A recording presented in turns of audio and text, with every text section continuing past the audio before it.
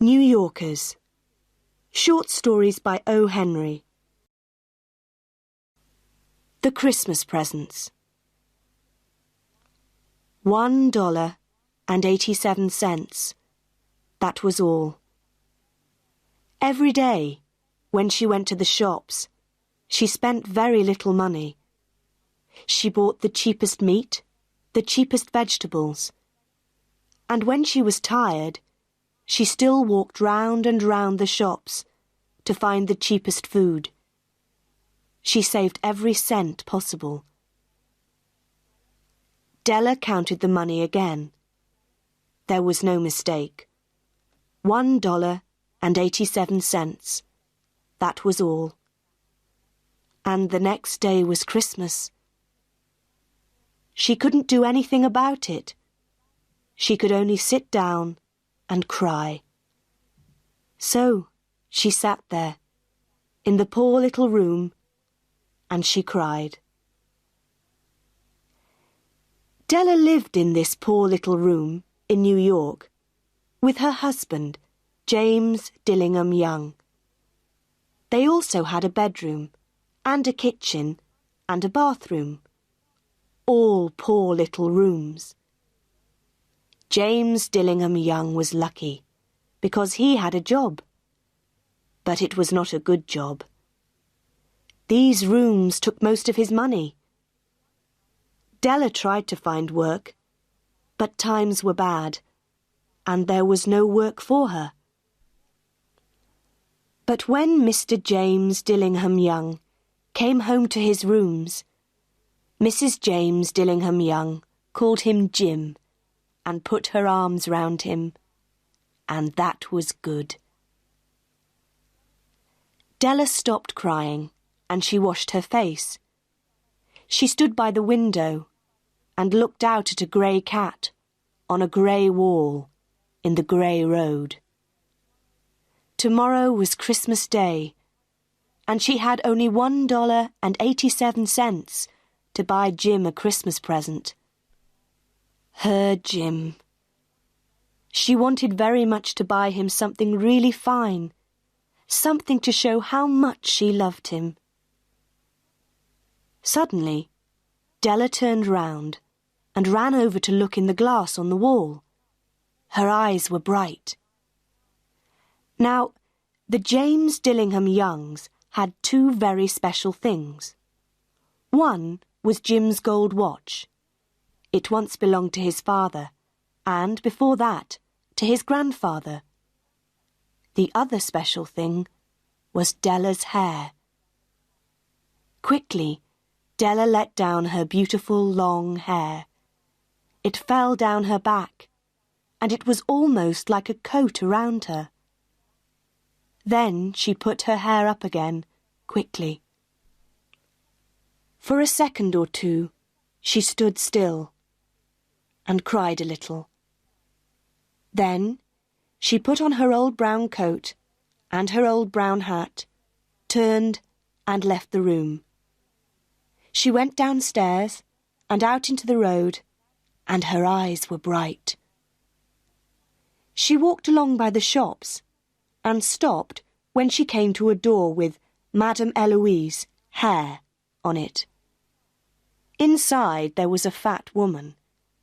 She did not look like an Eloise. "Will you buy my hair?" Della asked. "I buy hair," Madame replied. "Take your hat off then, and show me your hair." The beautiful brown hair fell down. $20, Madame said, and she touched the hair with her hand. "Quick, cut it off. Give me the money," Della said. The next 2 hours went quickly. Della was happy because she was looking round the shops for Jim's present. At last she found it. It was a gold chain for the watch. Jim loved his watch, but it had no chain. When Della saw this gold chain, she knew immediately that it was right for Jim. She must have it. The shop took $21 from her for it, and she hurried home with the 87 cents. When she arrived there, she looked at her very short hair in the glass. "What can I do with it?" she thought. For the next half an hour, she was very busy. Then she looked again in the glass. Her hair was now in very small curls all over her head. "Oh dear, I look like a schoolgirl," she said to herself. "What's Jim going to say when he sees me?" At 7 o'clock, the dinner was nearly ready, and Della was waiting. "Oh, I hope he thinks that I'm still beautiful," she thought. The door opened, and Jim came in and closed it. He looked very thin, and he needed a new coat. His eyes were on Della. She could not understand the look on his face, and she was afraid. He was not angry or surprised. He just watched her, with that strange look on his face. Della ran to him. "Jim," she cried, "don't look at me like that. I sold my hair because I wanted to give you a present. It will soon be long again. I had to do it, Jim. Say Happy Christmas, please. I have a wonderful present for you." "You've cut off your hair?" asked Jim. "Yes, I cut it off and sold it," Della said.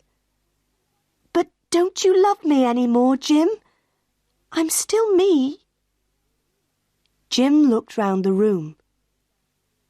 "You say your hair has gone?"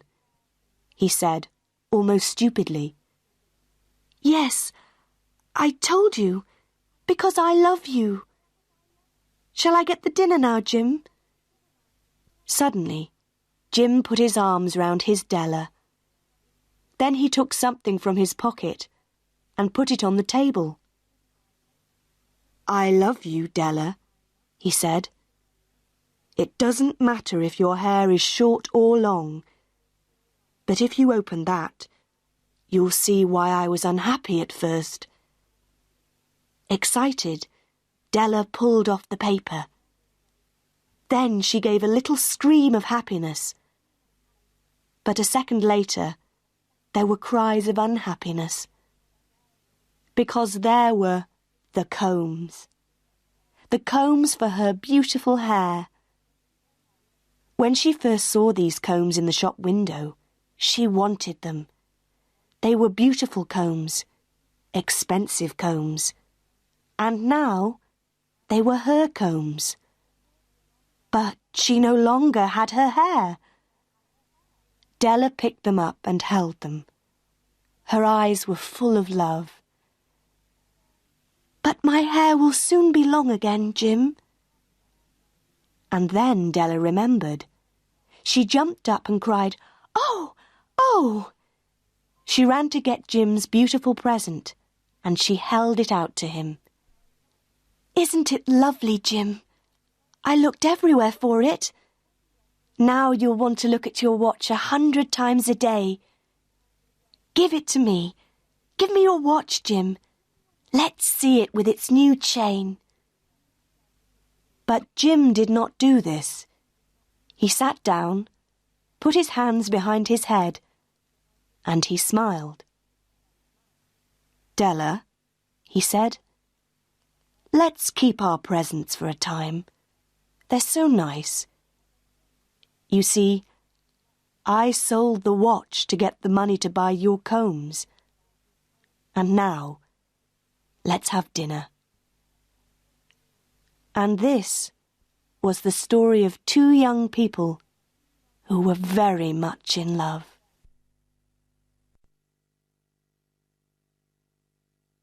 Soapy's Choice.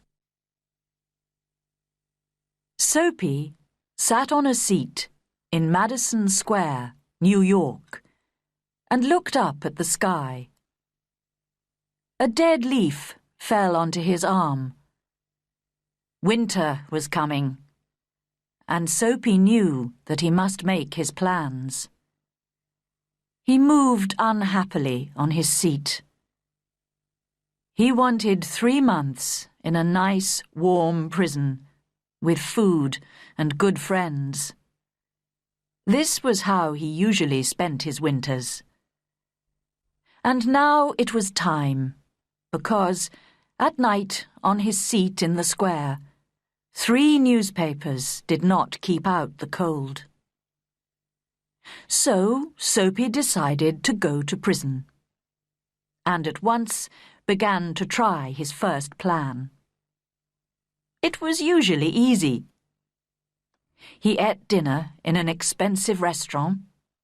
Then he told them he had no money, and they called a policeman. Nice and easy, with no trouble.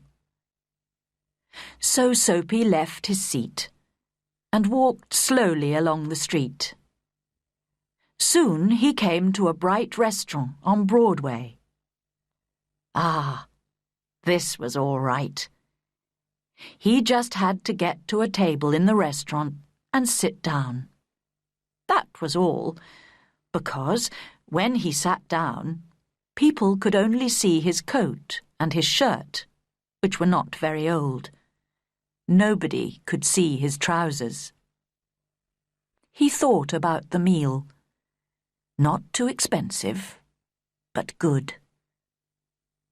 But when Soapy went into the restaurant, the waiter saw Soapy's dirty old trousers and terrible shoes. Strong hands turned him round and helped him out into the street again. So now he had to think of something different. Soapy walked away from Broadway, and soon he found himself on 6th Avenue. He stopped in front of a shop window and looked at it. It was nice and bright, and everybody in the street could see him. Slowly and carefully, he picked up a stone and threw it at the window. The glass broke with a loud noise.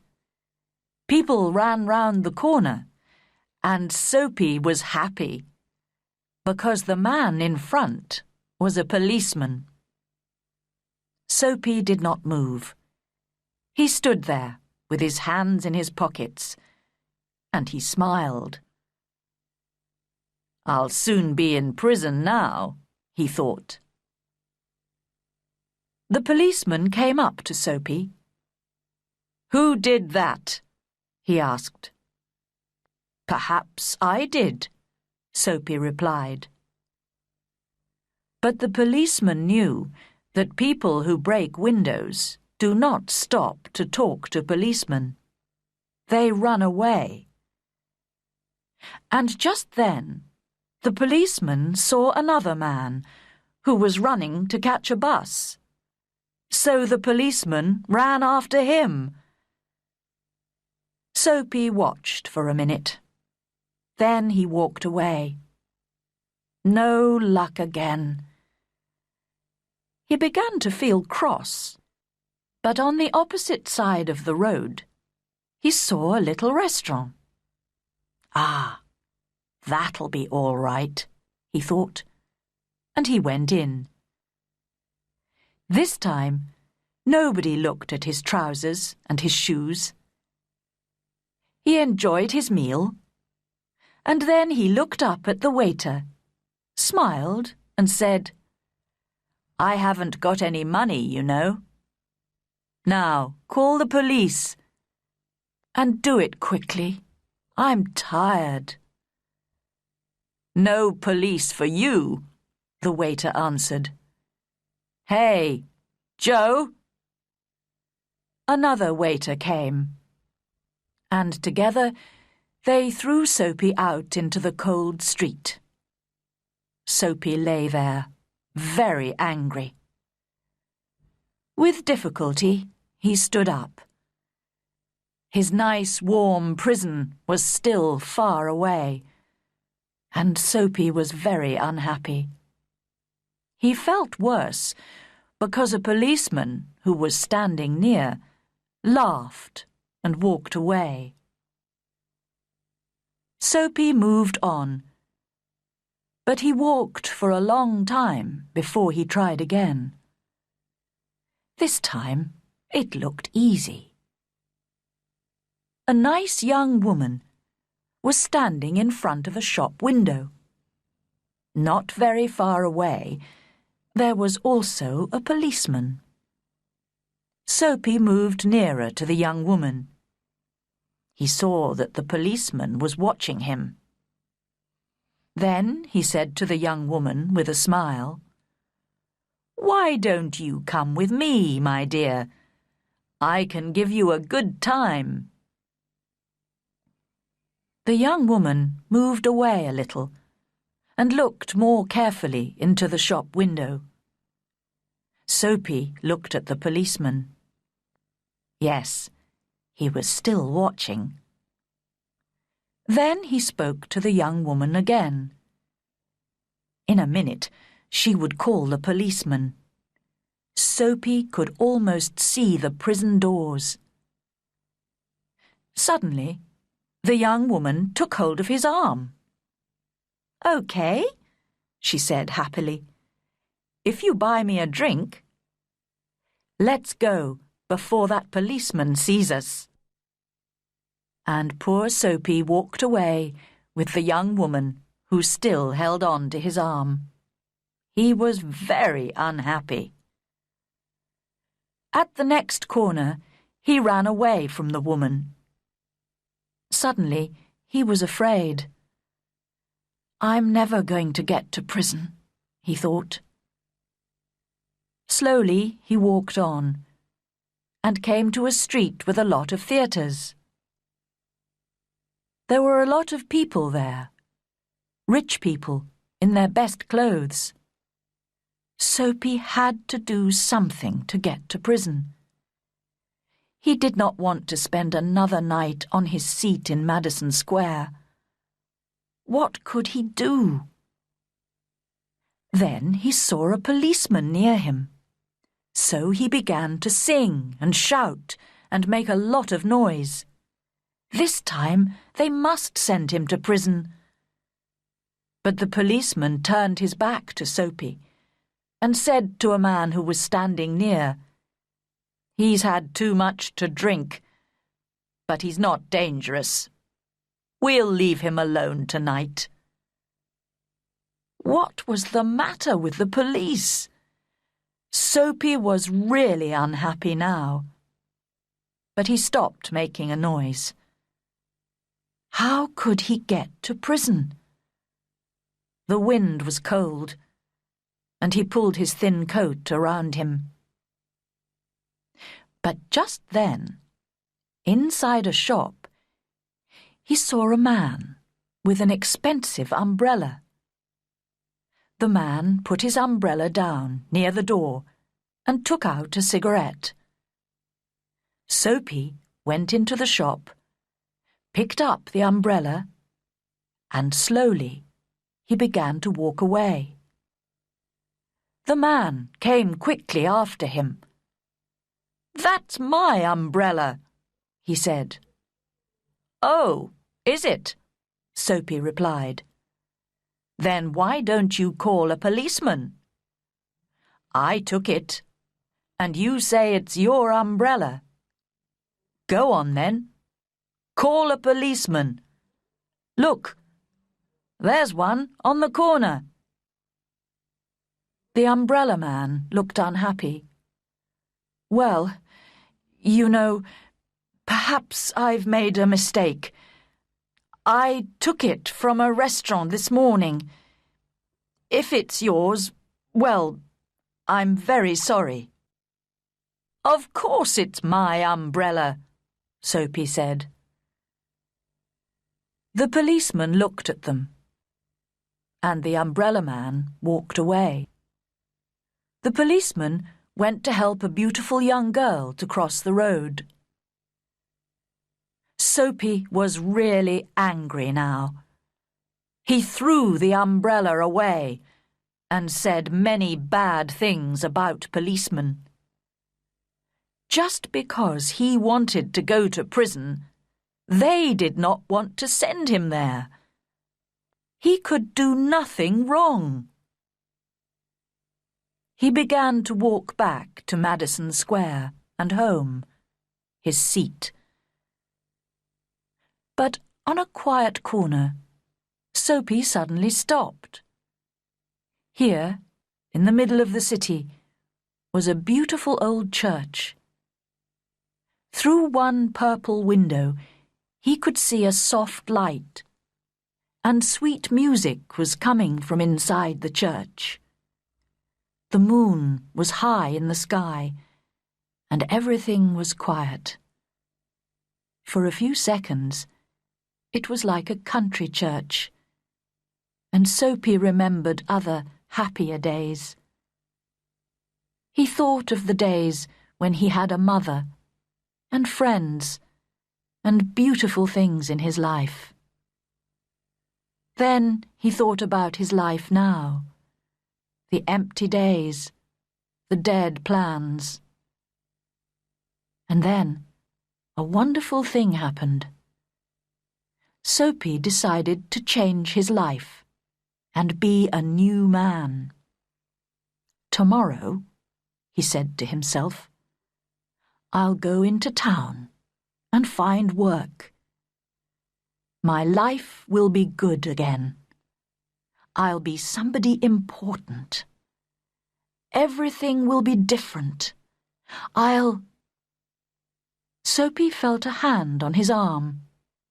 He jumped and looked round quickly into the face of a policeman. "What are you doing here?" asked the policeman. "Nothing," Soapy answered. "Then come with me," the policeman said. 3 months in prison, they told Soapy the next day.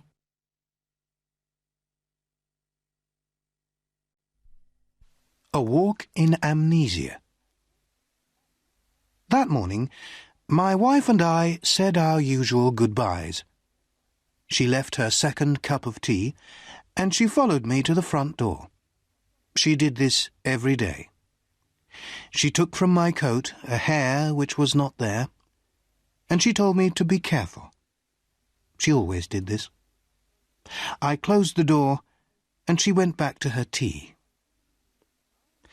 I am a lawyer, and I work very hard. My friend, Dr. Volney, told me not to work so hard.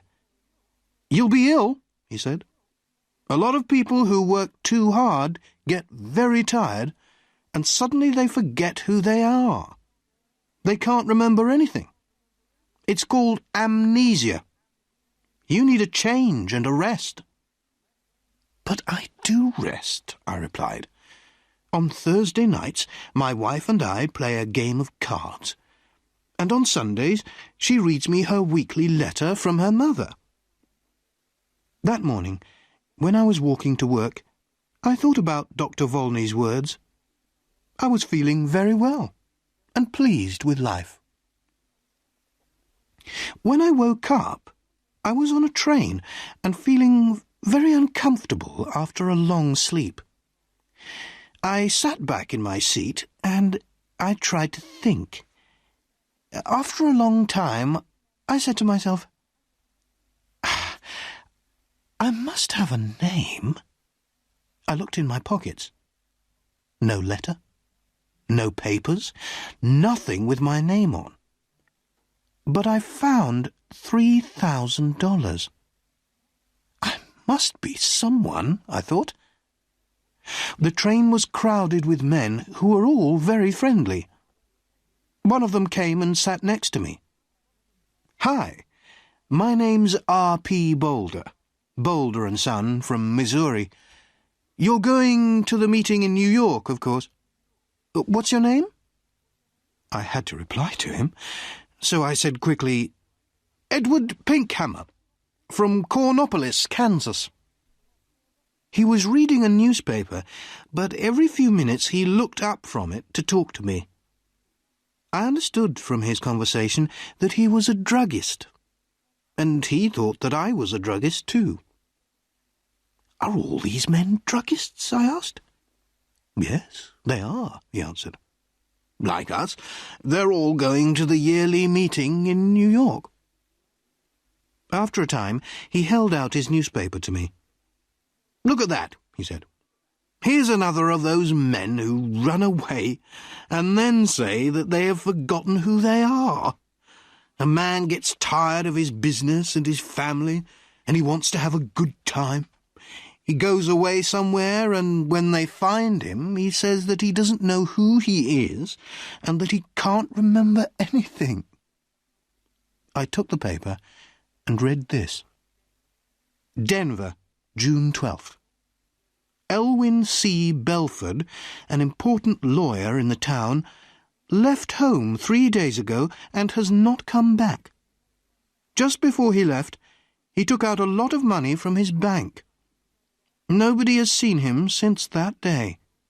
He is a quiet man who enjoys his work and is happily married. But Mr. Belford works very hard, and it is possible that he has amnesia. "But sometimes people do forget who they are, Mr. Boulder," I said. "Oh, come on," Mr. Boulder answered. "It's not true, you know. These men just want something more exciting in their lives. Another woman, perhaps. Something different." We arrived in New York at about 10 o'clock at night. I took a taxi to a hotel, and I wrote the name Edward Pinkhammer in the hotel book. Suddenly, I felt wild and happy. I was free. A man without a name can do anything. The young man behind the desk at the hotel looked at me a little strangely. I had no suitcase. "I'm here for the druggists' meeting," I said. My suitcase is lost." I took out some money and gave it to him. The next day I bought a suitcase and some clothes, and I began to live the life of Edward Pinkhammer.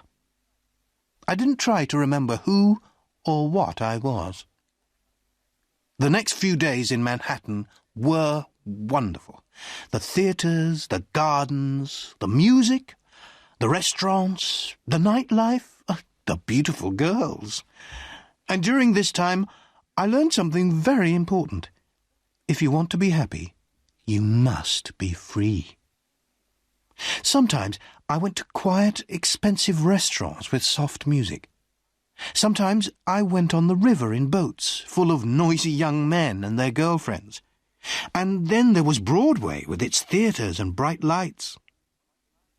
One afternoon, I was going back into my hotel when a fat man came and stood in front of me. "Hello, Belford!" he cried loudly. "What are you doing in New York? Is Mrs. B with you?" "I'm sorry, but you're making a mistake, sir," I said coldly. "My name is Pinkhammer. Please excuse me." The man moved away in surprise, and I walked over to the desk. Behind me, the man said something about a telephone. "Give me my bill," I said to the man behind the desk, "and bring down my suitcase in half an hour." That afternoon, I moved to a quiet little hotel on Fifth Avenue. One afternoon, in one of my favourite restaurants on Broadway, I was going to my table when somebody pulled my arm. "Mr. Belford!" a sweet voice cried. I turned quickly and saw a woman who was sitting alone. She was about 30, and she had very beautiful eyes. "How can you walk past me like that?" she said. "Didn't you know me?" I sat down at her table. Her hair was a beautiful red-gold colour. "Are you sure you know me?" I asked. "No," she smiled. "I never really knew you." Well, my name is Edward Pinkhammer, I said, and I'm from Kansas. So, you haven't brought Mrs. Belford with you, then, she said, and she laughed.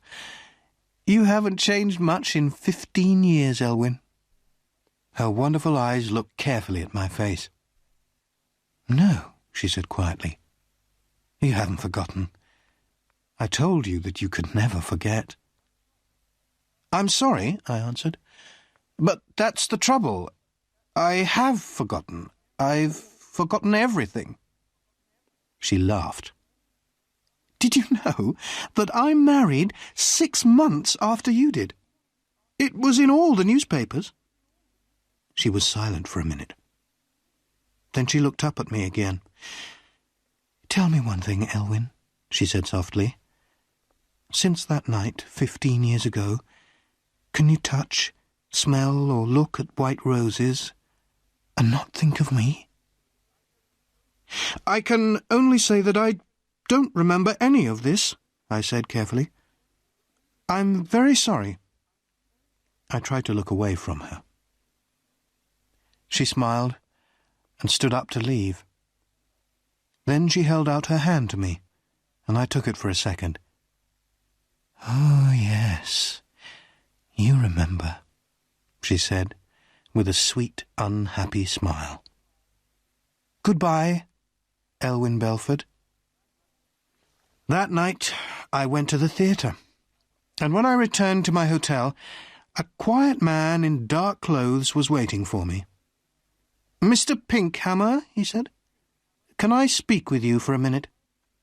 There's a room here. I followed him into a small room. A man and a woman were there. The woman was still beautiful, but her face was unhappy and tired. I liked everything about her. The man, who was about 40, came to meet me. Belford, he said, I'm happy to see you again. I told you that you were working too hard. Now you can come home with us. You'll soon be all right. My name, I said, is Edward Pinkhammer. I've never seen you before in my life. The woman cried out, Oh, Elwyn! Elwyn! I'm your wife! She put her arms around me, but I pushed them away. Oh, Dr. Volney, what is the matter with him? The woman cried. Go to your room, the doctor said to her. You'll soon be well again. The woman left, and so did the man in the dark clothes. The man, who was a doctor, turned to me and said quietly, Listen, your name is not Edward Pinkhammer. I know that, I replied, but a man must have a name. Why not Pinkhammer? Your name, the doctor said, is Elwyn Belford. You are one of the best lawyers in Denver, and that woman is your wife. She's a very fine woman, I said, after a minute. I love the colour of her hair. She's a very good wife, the doctor replied. When you left 2 weeks ago, she was very unhappy. Then we had a telephone call from a man who saw you in a hotel here. I think I remember him, I said. He called me Belford. Excuse me, but who are you? I'm Bobby Volney. I've been your friend for 20 years and your doctor for 15 years. Elwyn, try to remember. You say you're a doctor, I said. How can I get better? Does amnesia go slowly or suddenly? Sometimes slowly, sometimes suddenly. Will you help me, Dr. Volney? I asked. Old friend, he said. I'll do everything possible. Very well. And if you're my doctor, you can't tell anybody what I say. Of course not, Dr. Volney answered. I stood up. There were some white roses on the table. I went over to the table, picked up the roses, and threw them far out of the window. Then I sat down again. "I think it will be best, Bobby," I said, "to get better suddenly. I'm a little tired of it all now. Go and bring my wife Marion in now." "But, oh, Doctor," I said with a happy smile. "Oh, my good old friend. It was wonderful."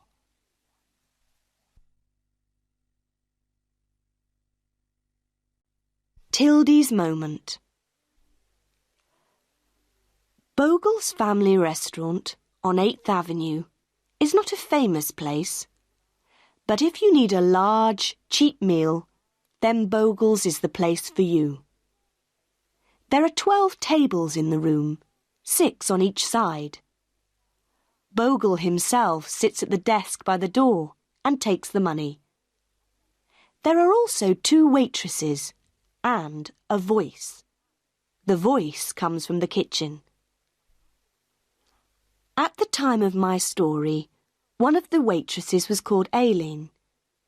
She was tall, beautiful, and full of life. The name of the other waitress was Tildy. She was small, fat, and was not beautiful. Most of the people who came to eat at Bogle's were men, and they loved the beautiful Aileen. They were happy to wait a long time for their meals because they could look at her. Aileen knew how to hold a conversation with 12 people and work hard at the same time. And all the men wanted to take Aileen dancing or give her presents. One gave her a gold ring, and one gave her a little dog. And poor Tildy? In the busy, noisy restaurant, men's eyes did not follow Tildy. Nobody laughed and talked with her. Nobody asked her to go dancing, and nobody gave her presents. She was a good waitress, but when she stood by the tables, the men looked round her to see Aileen. But Tildy was happy to work with no thanks. She was happy to see the men with Aileen. She was happy to know that the men loved Aileen. She was Aileen's friend. But deep inside, she too wanted a man to love her. Tildy listened to all Aileen's stories. One day, Aileen came in with a black eye. A man hit her because she did not want to kiss him. How wonderful to have a black eye for love, Tildy thought. One of the men who came to Bogle's was a young man called Mr. Cedars. He was a small, thin man, and he worked in an office. He knew that Aileen was not interested in him, so he sat at one of Tildy's tables, said nothing, and ate his fish. One day, when Mr. Cedars came in for his meal, he drank too much beer. He finished his fish, got up, put his arm round Tildy, kissed her loudly, and walked out of the restaurant. For a few seconds, Tildy just stood there. Then Aileen said to her, "Why, Tildy, you bad girl. I must watch you. I don't want to lose my men to you." Suddenly, Tildy's world changed. She understood now that men could like her and want her as much as Aileen. She, Tildy, could have a love life too. Her eyes were bright and her face was pink. She wanted to tell everybody her secret. When the restaurant was quiet, she went and stood by Bogle's desk. "Do you know what a man in the restaurant did to me today?" she said. "He put his arm round me and he kissed me." "Really?" Bogle answered. This was good for business. "Next week you'll get $1 a week more." And when, in the evening, the restaurant was busy again, Tildy put down the food on the tables and said quietly, "Do you know what a man in the restaurant did to me today? He put his arm round me and kissed me." Some of the men in the restaurant were surprised. Some of them said, "Well done." Men began to smile and say nice things to her.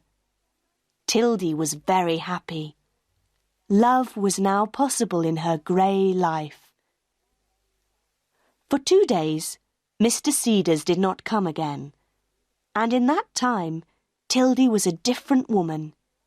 She wore bright clothes, did her hair differently, and she looked taller and thinner. Now she was a real woman because someone loved her. She felt excited and a little afraid. What would Mr. Cedars do the next time he came in? At 4 o'clock in the afternoon of the 3rd day, Mr. Cedars came in. There were no people at the tables, and Aileen and Tildy were working at the back of the restaurant. Mr. Cedars walked up to them. Tildy looked at him, and she could not speak. Mr. Cedars' face was very red, and he looked uncomfortable. "Miss Tildy," he said, "I want to say that I'm sorry for what I did to you a few days ago. It was the drink, you see. I didn't know what I was doing. I'm very sorry." And Mr. Cedars left. But Tildy ran into the kitchen and she began to cry. She could not stop crying. She was no longer beautiful. No man loved her. No man wanted her. The kiss meant nothing to Mr. Cedars. Tildy did not like him very much, but the kiss was important to her. And now there was nothing. But she still had her friend, and Aileen put her arm round Tildy. Aileen did not really understand, but she said, "Don't be unhappy, Tildy. That little Cedars has got a face like a dead potato. He's nothing. A real man never says sorry."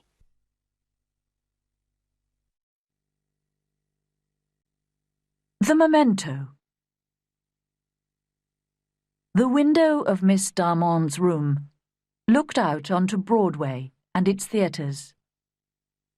But Lynette Darmond turned her chair round and sat with her back to Broadway. She was an actress and needed the Broadway theatres. But Broadway did not need her. She was staying in the Hotel Thalia. Actors go there to rest for the summer and then try to get work for the autumn when the little theatres open again. Miss Darmon's room in this hotel was a small one, but in it there were many mementos of her days in the theatre, and there were also pictures of some of her best friends. She looked at one of these pictures now and smiled at it. "I'd like to know where Lee is now," she said to herself. She was looking at a picture of Miss Rosalie Ray, a very beautiful young woman. In the picture, Miss Ray was wearing a very short skirt, and she was sitting on a swing. Every night in the theatre, she went high in the air on her swing, over the heads of all the people. When she did this, all the men in the theatre got very excited and stood up. This was because, when her long, beautiful legs were high in the air, her yellow garter flew off and fell down to the men below. She did this every evening and every evening 100 hands went up to catch the garter. She did other things. She sang, she danced. But when she got onto her swing, all the men stood up. Miss Ray did not have to try very hard to find work in the theatre. After 2 years of this, Miss Darmond remembered, Miss Ray suddenly left the theatre and went to live in the country. And 17 minutes after Miss Darmond said, "I'd like to know where Lee is now," somebody knocked on the door. It was, of course, Rosalie Ray. "Come in," Miss Darmond called, and Miss Ray came in. Yes, it was Rosalie. She took off her hat, and Miss Darmond could see that she looked very tired and unhappy. "I've got the room above you," Rosalie said. "They told me at the desk downstairs that you were here." "I've been here since the end of April," Lynette replied. "I begin work again next week, out in a small town." "But you left the theatre 3 months ago, Lee. Why are you here?" "I'll tell you, Lynn. But give me a drink first." Miss Darmond passed a bottle to her friend. "Ah, that's good," said Rosalie. "My first drink for 3 months. Yes, Lynn. I left the theatre because I was tired of the life. And because I was tired of men. Well, the men who come to the theatre. You know we have to fight them off all the time. They're animals. They ask you to go out with them. They buy you a drink or two. And then they think that they can do what they want. It's terrible. And we work hard. We get very little money for it. We wait to get to the top. And it never happens. But most of all, I left because of the men. Well, I saved $200. And when summer came, I left the theatre and went to a little village by the sea on Long Island. I planned to stay there for the summer, and then learn how to be a better actress.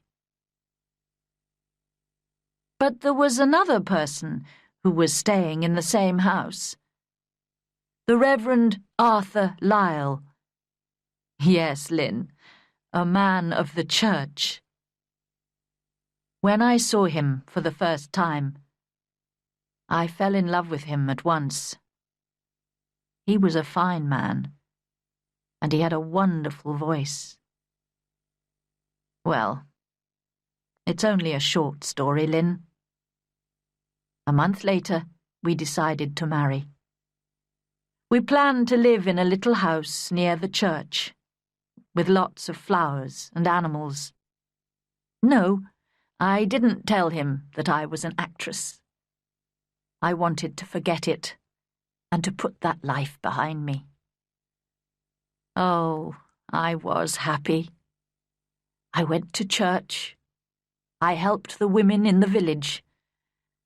Arthur and I went for long walks. And that little village was the best place in the world. I wanted to live there forever. But one morning, the old woman who worked in the house began to talk about Arthur. She thought that he was wonderful too. But then she told me that Arthur was in love once before, and that it ended unhappily. She said that in his desk he kept a memento, something which belonged to the girl. Sometimes he took it out and looked at it, but she didn't know what it was, and his desk was locked. That afternoon, I asked him about it. "Ida," he said. Of course, I used my real name there.